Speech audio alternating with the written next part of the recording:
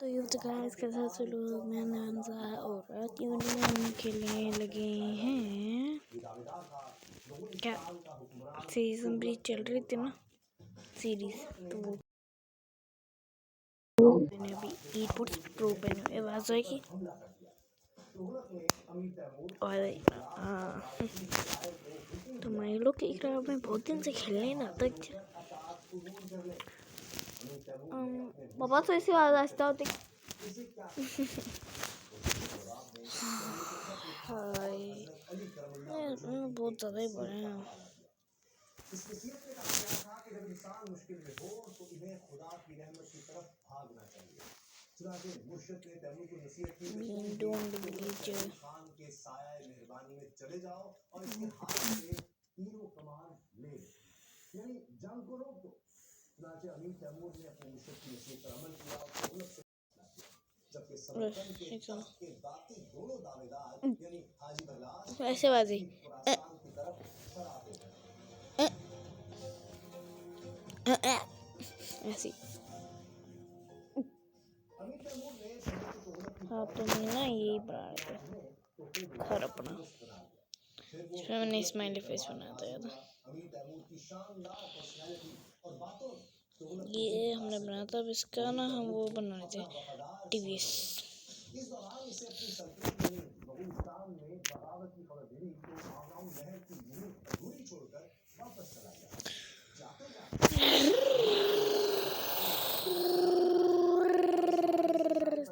क्या हुआ? ये तैमूर की बहुत बड़ी कामयाबी थी। इसे जंग के बगैर भी मामलाउन लहर की हुकूमत मिल गई, लेकिन तैमूर की खुशी ज्यादा देर बरकरार न रह सकी, क्योंकि जैसे ही तुगलक ने अपने इलाके में बगावत कुचल दी, वो मामलाउन लहर लौट आया। इस बार इसने मामलाउन लहर के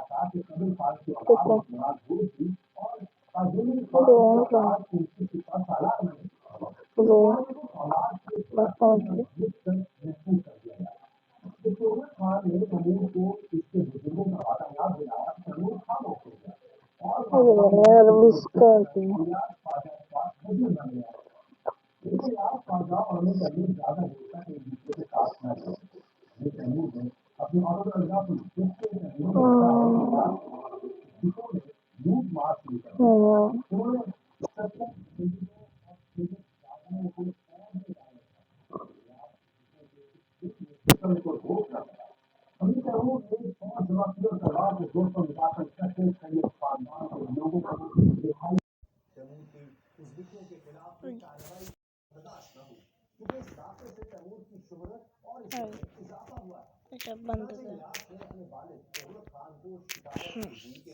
तो हमने मॉडर्न हाउस बनाया था, आपको कंफर्म कर दो, हमने ना बैकयार्ड बनाया था।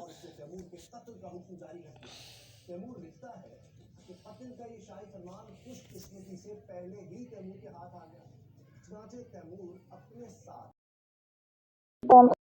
यानी उज़्बेकिस्तान और तुर्कमेनिस्तान के सरहदी इलाके की तरफ फरार हो गया। इसके फरार की खबर मिलने पर इलियास ने शहर खयूक या खीवा के हाकिम सकल बहादुर को लिखा कि वो अमीर तैमूर को कत्ल कर दे।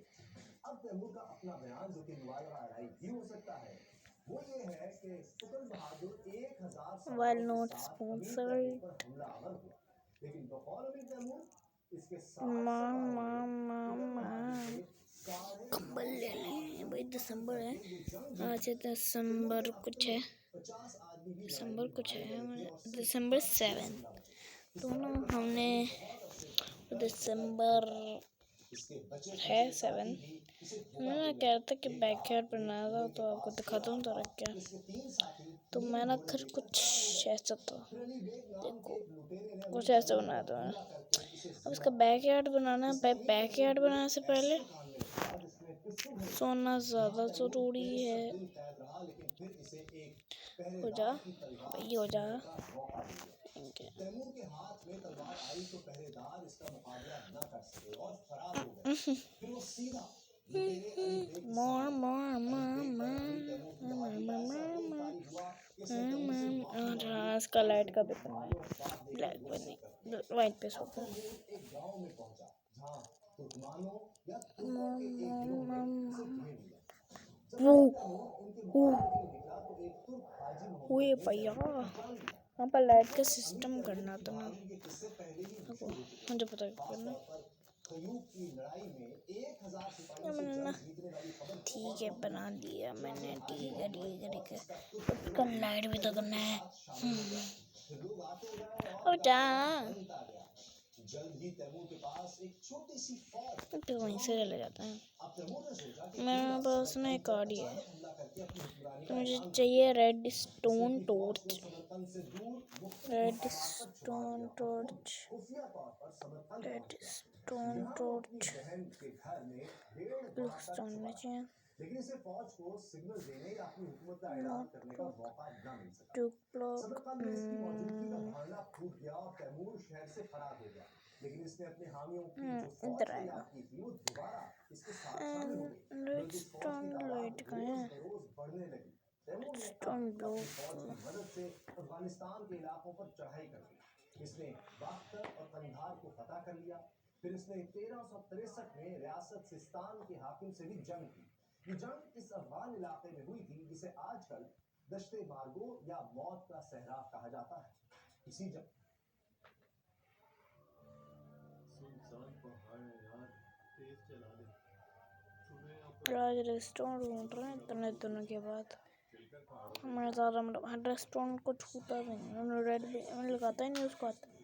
रेस्टोरेंट को इतने दिनों के बाद इसी मैंने जंग में तैमूर के बाजू और पहली दाएं बार पांव मैं में टच तीर करेंगे ना लगे थे। मगर रेस्टोरेंट तैमूर ने को जख्मी होने के बावजूद जंग जीत ली। और कहा जाता है उसका कि यही ब्लॉक पैर का जख्म था जिसकी वजह से तैमूर फिर उम्र भर लंगड़ा कर चलता रहा और लेना इसे से तैमूर लंग कहा ये जाने है लगा ना। और यही लफ्ज बिगड़ कर इंग्लिश में तैमरलिन बन गया।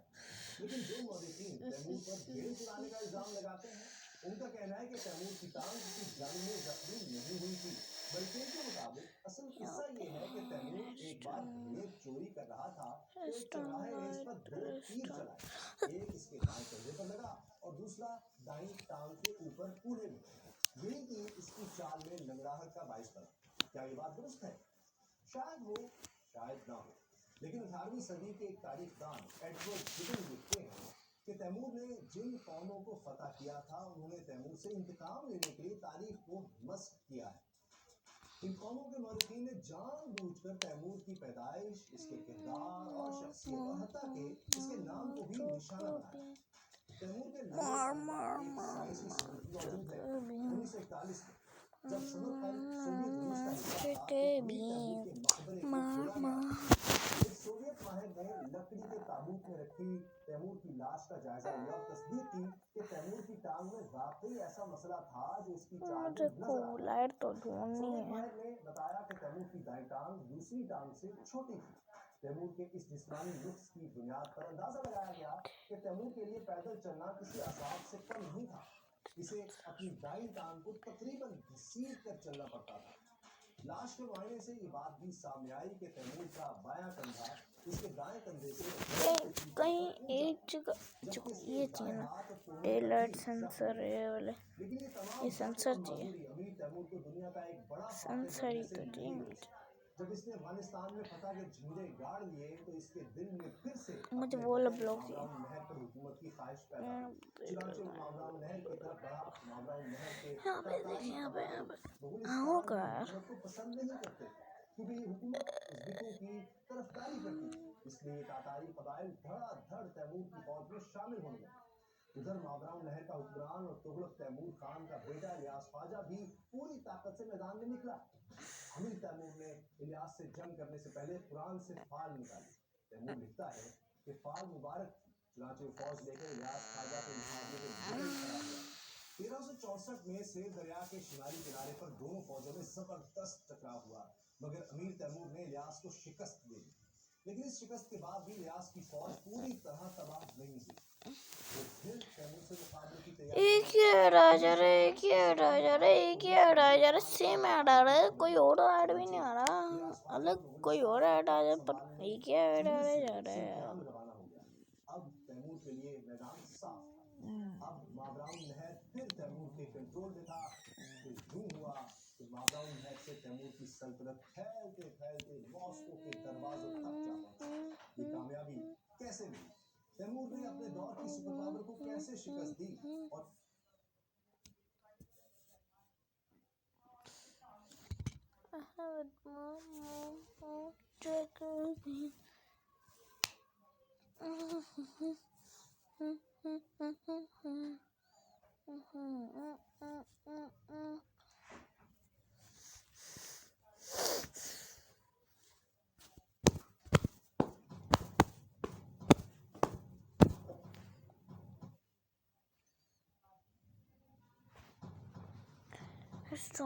मिली गया, मिली गया।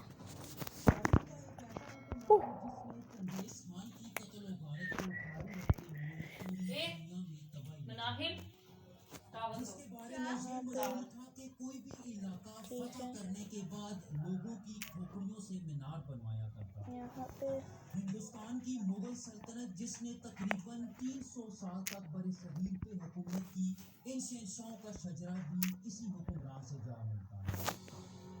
व्यूअर्स, आज हम तैमूरी सल्तनत के शहंशाह अमीर तैमूर की फैमिली की बात करेंगे। अमीर तैमूर के आबाओ अजदाद कौन थे और इनका शजरा कौन से नबी से जा मिलता है? आपको तोत मंगोल क्यों कहा जाता है? और क्या अर्तुगरुल गाजी और चंगेज खान की नस्ल से आपका कोई ताल्लुक है? आपके कबीले पापा बरलाट ऐड बहुत बदतमीज, एक ही ऐड आया जा रहा है हर वक्त, एक ही ऐड आया जा रहा है, कोई और अलग भी नहीं आ रहा। दौर में इनकी नस्ल दुनिया के किस हिस्से में बसती है? व्यूअर्स, मैं हूं एहतशाम अरशद और आप देख रहे हैं द पाकिस्तानी नस्ल के जद्द अमजद हजरत आदम अलैहिस्सलाम पे जाना जाएगा, जिनकी बीवी हजरत हवा अलैहिस्सलाम थी। हजरत आदम और हजरत हवा के कमो बेश 120 बेटे थे, लेकिन तारीख में उनके सिर्फ 3 बेटे ज्यादा नुमाया नजर आते हैं। हजरत इदरीस हजरत नूह अलैहिस्सलाम के परदादा थे। अब आपको पता चलेगा मैंने क्यों किया है इसको। चलो भी इसलिए क्या लगा दिया तो ऑफ है, रात को पता चलेगा आपको। और इसको करने से पहले मुझे यहाँ पे भी करना पड़ेंगे, यहाँ पे लेकिन आपकी बीवी नामा और बेटा याम इस सैलाब में डूब गए क्योंकि वो नाफरमानों में से थे। सलाम ने अपने बचे हुए तीनों बेटों को इसे दोबारा आबाद करने को भेजा। हाम को अफ्रीका, शाम को अरब और ईरान, जबकि याफीस को सेंट्रल एशिया और मगरबी इलाकों में। अमीर तैमूर की नस्ल हजरत नूह अलैहिस्सलाम के छोटे बेटे याफीस से चलती है। व्यूअर्स, यहाँ एक दिलचस्प बात आपको बताते चलें कि मौजूदा चीन और तुर्कों के अलावा तमाम अजम बादशाह याफीस की नस्ल से हैं और इसके साथ साथ याजूज और माजूज को भी से समझा जाता है। याफीस के 8 बेटे थे और जब उनकी मौत का वक्त नजदीक आया तो उन्होंने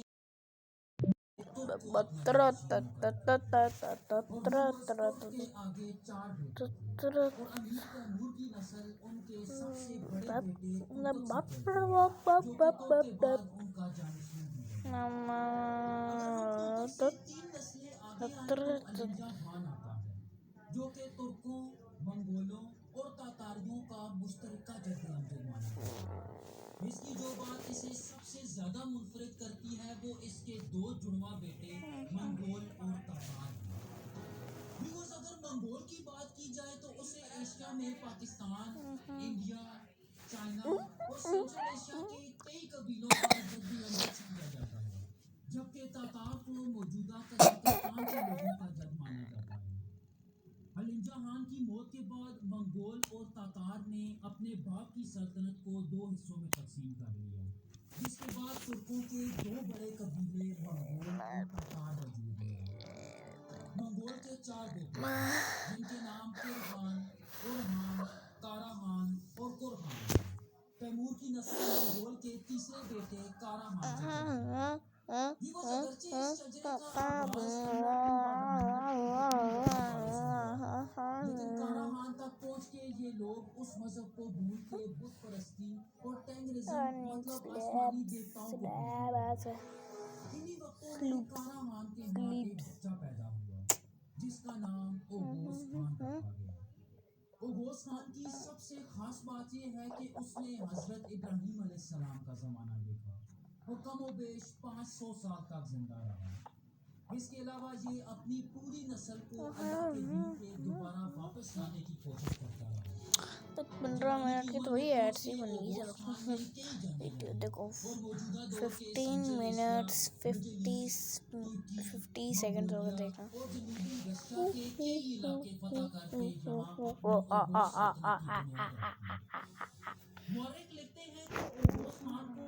कौन हो गए तो ये कौन हो गए और ओजोकलार से प्यार हो गया और इन दोनों से ही उसने शादी कर ली।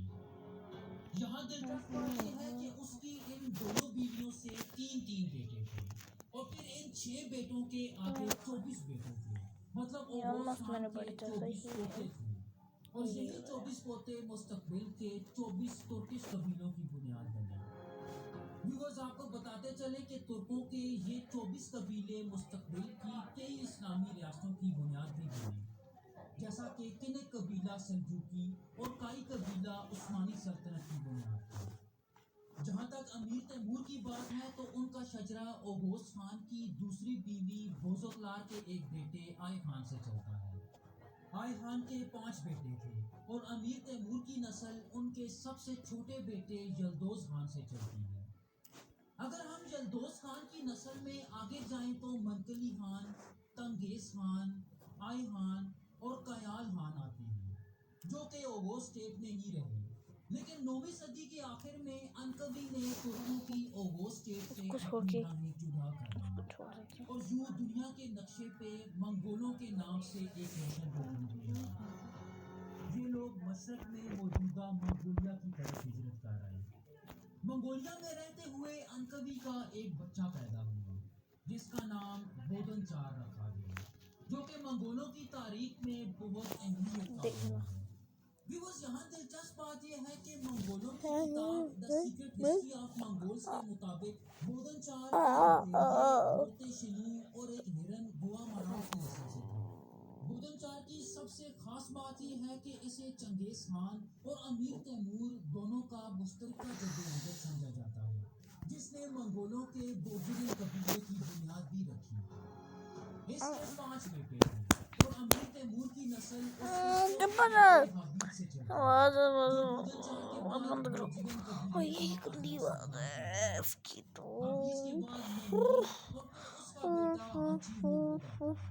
इसके ज़माने में मंगोल इतने ताकतवर हो चुके थे कि पूरे शुमाली काल के फौरन बाद जनूबी चाइना की लियाओ सल्तनत ने इन पे हमला कर दिया। उन्होंने मंगोलों की मलका मोनोलून और इसके तमाम बच्चों को कत्ल कर दिया, लेकिन इसका एक बच्चा कैदुहान उनसे बच निकलने में कामयाब हो गया। कैदुहान ने जवानी की उम्र में पहुंच के चीनियों के खिलाफ ऐलान जंग कर दिया और इनसे अपने सारे इलाके दोबारा हासिल कर लिए। कैदू के बाद बाशिनखोर ने अपने बाप की तरह लियाओ सल्तनत के खिलाफ जंगों का सिलसिला जारी रखा और अपने इलाकों को वसत देता रहा। बाशिनखोर के इंतकाल के बाद उसका बेटा एयरपोर्ट्स प्रो की आवाज इसलिए भी बेहद अहमियत का हामिल है कि इससे मंगोल नस्ल 2 हिस्सों में तकसीम हो गई। तुमाने के बड़े बेटे काबुल खान ने मंगोलों के 4 सबसे बड़े कबीलों को इकट्ठा किया और एक मंगोल इत्तेहाद बना लिया, जिसे कमक मंगोल के नाम से जाना जाता था और खुद इस इत्तेहाद का पहला खान बन के सामने आया। अक्सर औक़ात इस फेडरेशन या यूनिटी को चंगेज खान की सल्तनत की बुनियाद समझा जाता है।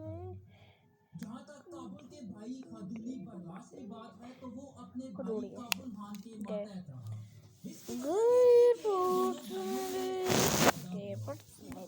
काबुल खान नस्ल में रहे। ब्लैक वाले जबकि फौजी वाइट इख्तियारात हदूदी बर्लास और उसकी नस्ल में रहे।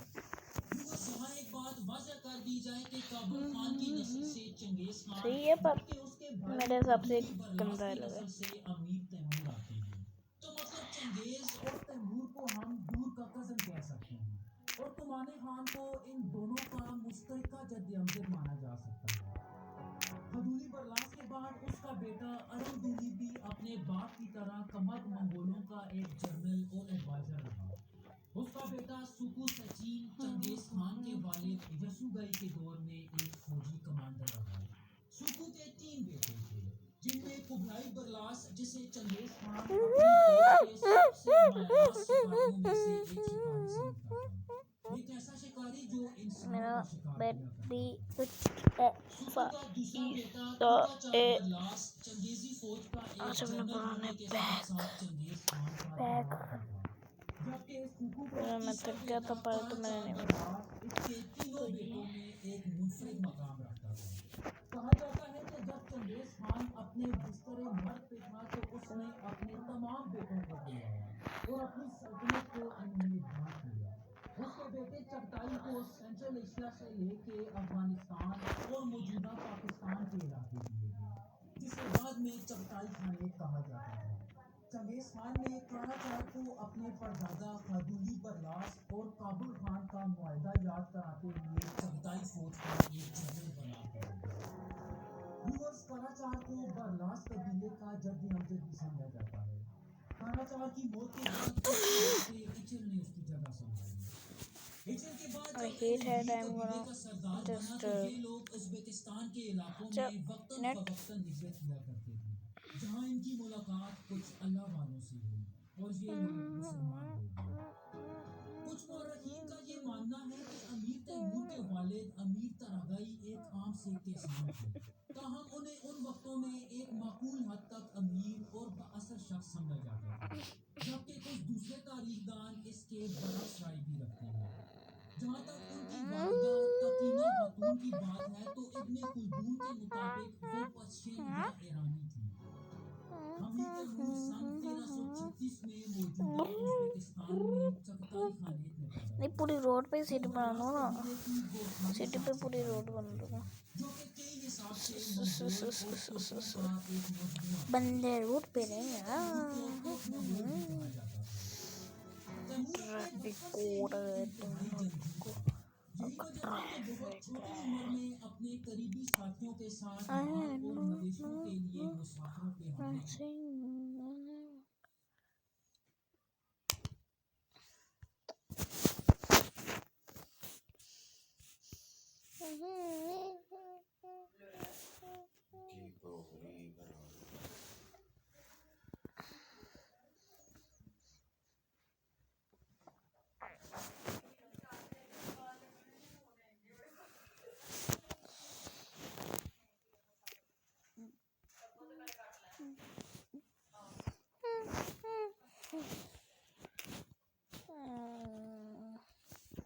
अरे नहीं,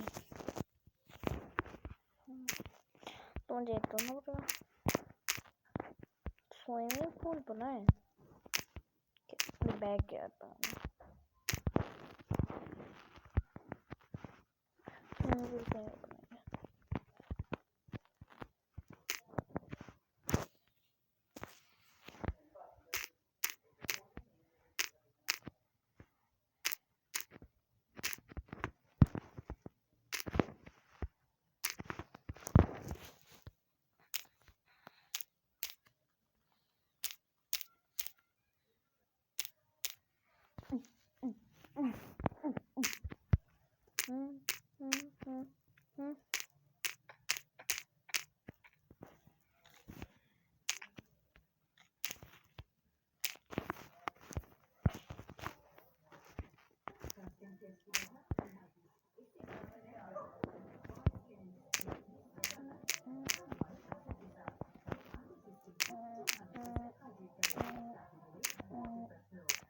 कहीं बनाएंगे। ये भी पूरा ब्रिज पर है, तो मैं अपना बनाने में टाइम लगा रहा हूँ।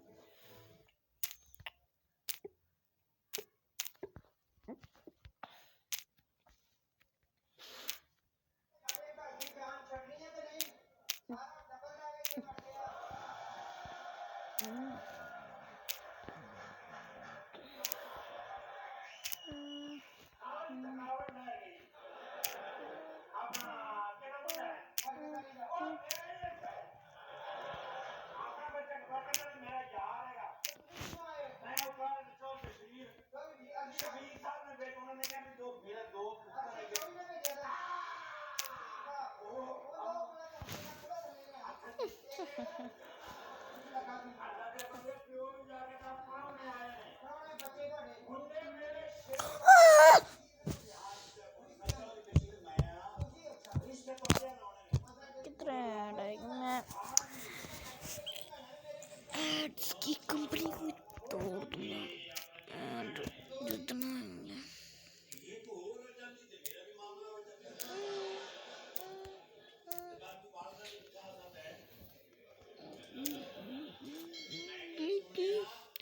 I have it more.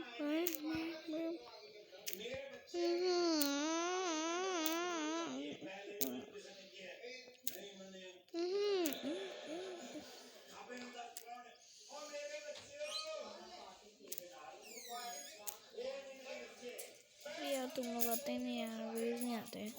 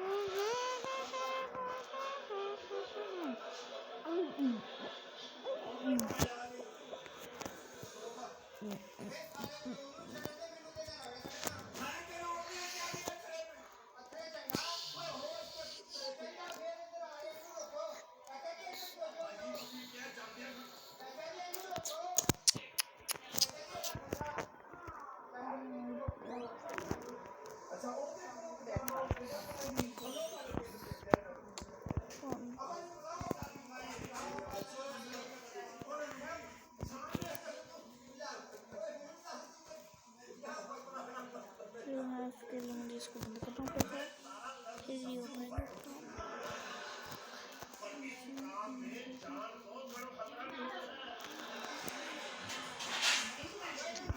जो मैं करना है वो शायद सब कुछ मैंने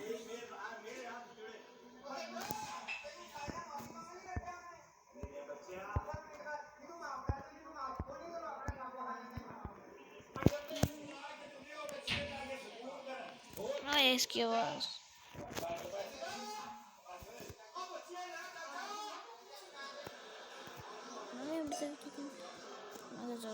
इतनी गंदी आवाज है।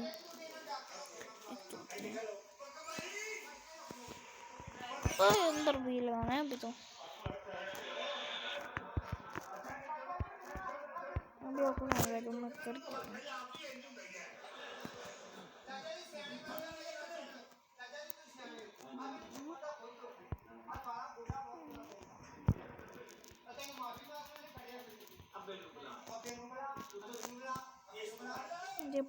मुझे पक्का नहीं पता कि चलाई काम करेगा।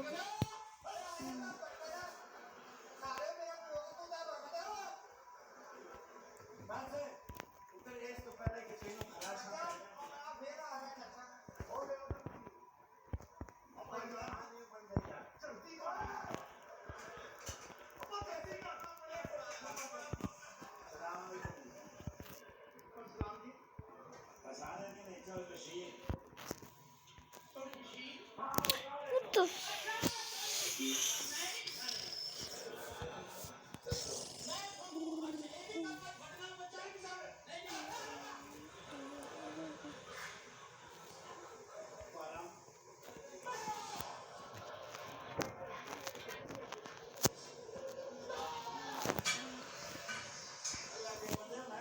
मैं सोच रहूँगी कि मैं पावर एंजॉय कर रहा हूँ।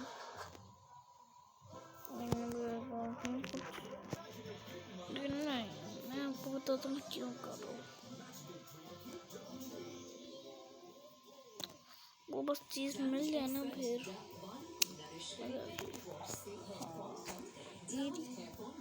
और ये है फनी जी। हाँ देखना मत क्या हो रहा है नीचे मुझे नहीं है ना।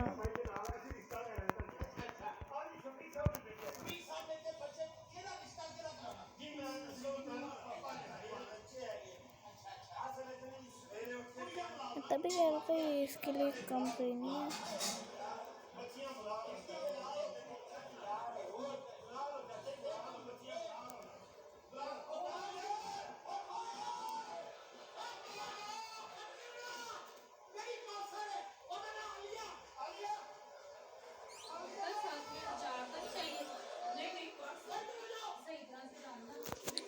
नहीं सक रहा यार।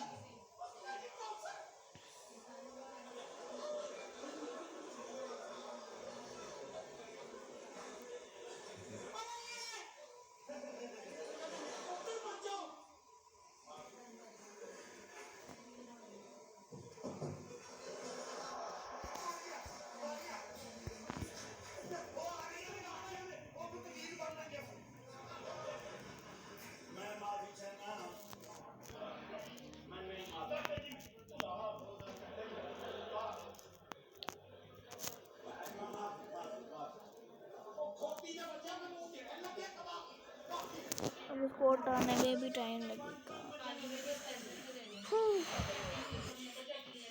चलता हूँ।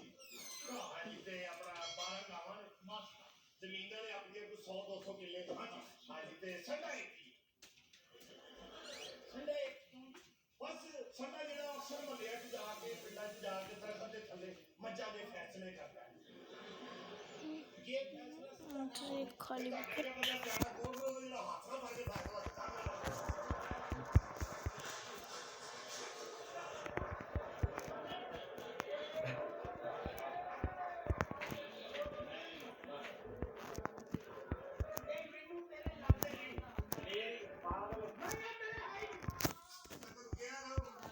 पहले के सारे कोने वाले कर दो।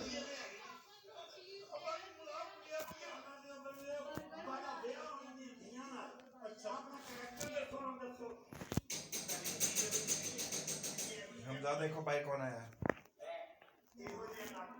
मिनाहिल मिनाहिल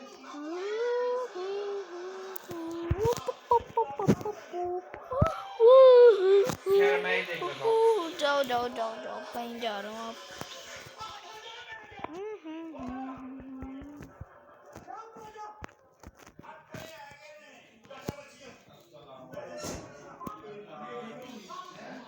डैडी डैडी देखो डैडी डैडी देखो मैंने नए एयरपोर्ट्स लिए हैं। नए एयरपोर्ट्स मना लापी मैंने देती नहीं थी तो मैंने खुद नए ले लिए और इस बार अच्छे वाले लिए मैंने।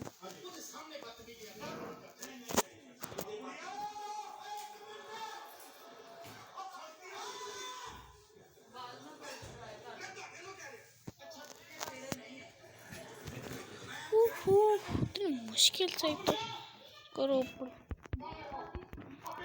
हैं।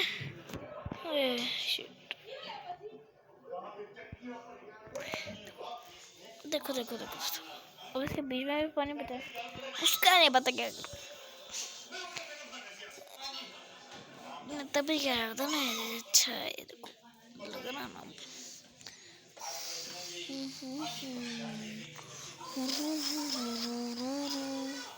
डैडी है